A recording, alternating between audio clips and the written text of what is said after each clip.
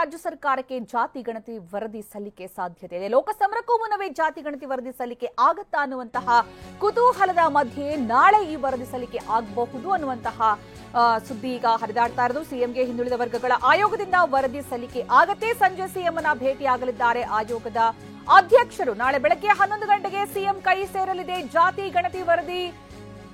CM ಕೈ ಸೇರಲಿದೆ. ಆಯೋಗದ ಅಧ್ಯಕ್ಷ ಜಯಪ್ರಕಾಶ್ ಹೆಗ್ಡೆ ಅವರಿಂದ ವರದಿ ಸಲ್ಲಿಕೆ ಮಾಡಲಾಗುತ್ತೆ. ತೀವ್ರ ವಿರೋಧದ ನಡುವೆಯೂ ಕೂಡ ಜಾತಿ ಗಣತಿ ವರದಿ, ಅದು ಕೂಡ ಲೋಕಸಭಾ ಚುನಾವಣಾ ಹೊಸ್ತಿಲಲ್ಲೇ ವರದಿ ಸಲ್ಲಿಕೆ ಆಗ್ತಾ ಇರೋದು ತೀವ್ರ ಕುತೂಹಲಕ್ಕೂ ಕಾರಣ ಆಗಿದೆ. ಆಯೋಗದ ಅಧ್ಯಕ್ಷ ಜಯಪ್ರಕಾಶ್ ಹೆಗ್ಡೆ ವರದಿ ಸಲ್ಲಿಕೆ ಮಾಡಲಿದ್ದಾರೆ. ನಾಳೆ ರಾಜ್ಯ ಸರ್ಕಾರಕ್ಕೆ ಜಾತಿ ಗಣತಿ ವರದಿ ಸಲ್ಲಿಕೆ ಅದಾದ ನಂತರ ಸಿಎಂ ಈ ವರದಿಯ ಮೇಲೆ ಯಾವ ರೀತಿಯ ಒಂದು ಕ್ರಮ ಕೈಗೊಳ್ತಾರೆ, ಈ ವರದಿಯ ನಂತರ ಯಾವ ರೀತಿಯ ಒಂದು ಹೆಜ್ಜೆ ಇರಿಸಲಾಗುತ್ತೆ ರಾಜ್ಯ ಸರ್ಕಾರದಿಂದ. ವರದಿ ಸಲ್ಲಿಕೆ ಅಂತೂ ಆಗುತ್ತೆ ಲೋಕಸಮರಕ್ಕೂ ಮೊದಲೇ.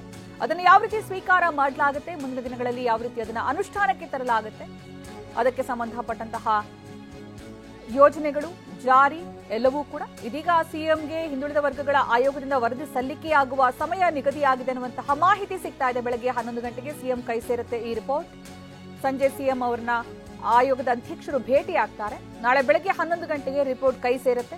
ಅದಾದ ನಂತರ ಸಿಎಂ ಯಾವ ರೀತಿ ಇದರ ಪರವಾಗಿ ಅಥವಾ ಈ ವಿಚಾರವಾಗಿ ಯಾವ ರೀತಿಯ ಹೆಜ್ಜೆ ಇಡ್ತಾರೆ, ಮುಂದಿನ ಹೆಜ್ಜೆ ಏನಿರುತ್ತೆ, ನಿರ್ಧಾರ ಏನಿರುತ್ತೆ, ತೀವ್ರ ಕುತೂಹಲಕ್ಕೆ ಕಾರಣವಾಗಿದೆ. ಸಾಕಷ್ಟು ವಿರೋಧ ವ್ಯಕ್ತವಾಗಿತ್ತು. ಜಾತಿ ಗಣತಿ ವರದಿ ಸಲ್ಲಿಕೆ ಆಗಬಾರ್ದು, ಅದನ್ನ ಕನ್ಸಿಡರ್ ಮಾಡಬಾರ್ದು ಅನ್ನುವಂತಹ ನಿಟ್ಟಿನಲ್ಲಿ ಪರ ವಿರೋಧದ ಚರ್ಚೆಗಳು, ಅದರಲ್ಲೂ ಕೂಡ ಸಮುದಾಯಗಳ ನಡುವೆ ಸಾಕಷ್ಟು ಮಾತಿನ ಸಮರಕ್ಕೂ ಕೂಡ ಕಾರಣ ಆಗಿತ್ತು ಈ ಜಾತಿ ಗಣತಿ ವರದಿ.